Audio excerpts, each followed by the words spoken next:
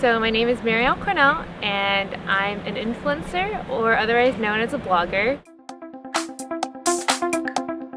August 2012 is when I established it.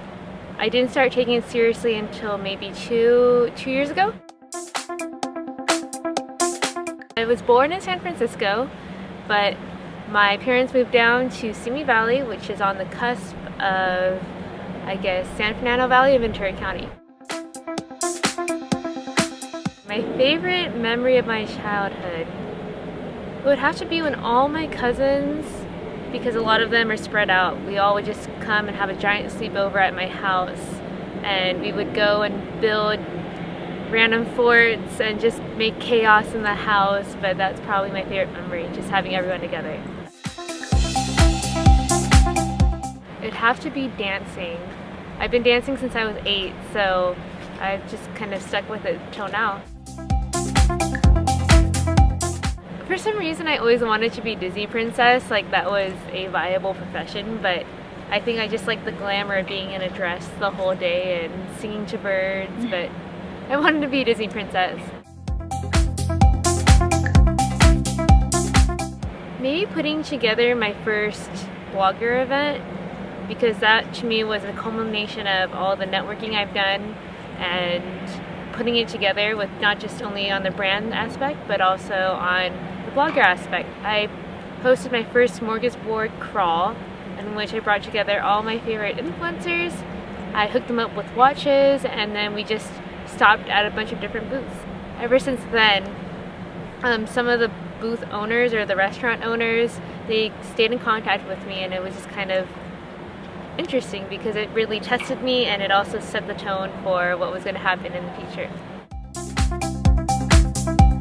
Me having to compare myself to other bloggers, there's always going to be someone, I think this is a quote, don't know where, there's always going to be a girl who's smarter, prettier, and nicer than you in the industry. So if you're not the smartest, prettiest, nicest girl in the industry, then you're not that girl. And for me, I just feel like that's what really motivates me to get through those moments of doubt and through those moments of, I guess, comparison where I feel myself trying to undermine myself, if that makes sense. Mm-hmm. But I think that's probably the biggest challenge. I think the reward eventually would be when I overcome that, but as long as I doubt myself, the more I'll feel motivated, so it's kind of a double-edged sword in that aspect.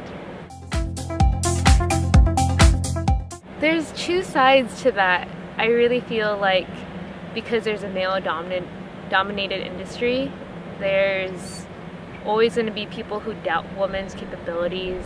There's always people who aren't going to think that women can do things by themselves. They don't think they're capable of running things on their own because they're too emotional.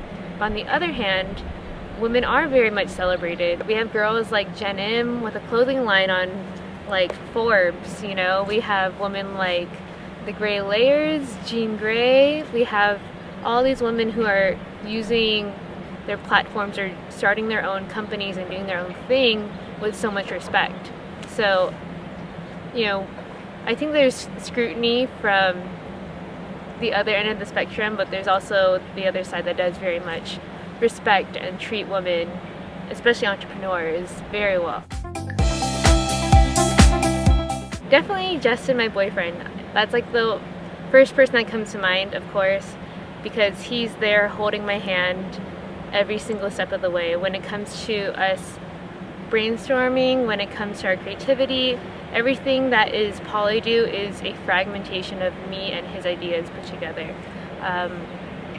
For moral support wise, obviously my parents, my siblings, my friends, they all understand what I do. They all understand the struggle of why I do the things that I do, and they're always there to reaffirm what I'm thinking and how I'm feeling, and it makes me feel all the much more confident and all the much more better to go and keep pursuing what I'm doing, because I know that they'll always be there.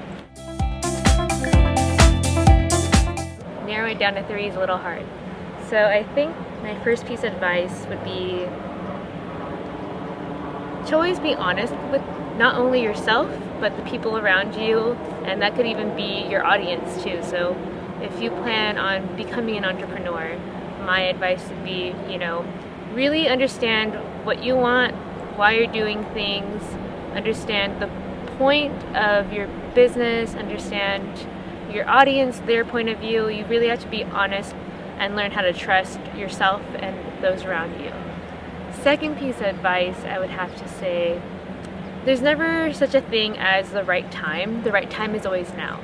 So if you're waiting for the right time, if you're waiting to get a new camera, if you're waiting to do this, then it's not the right time. The right time would be now.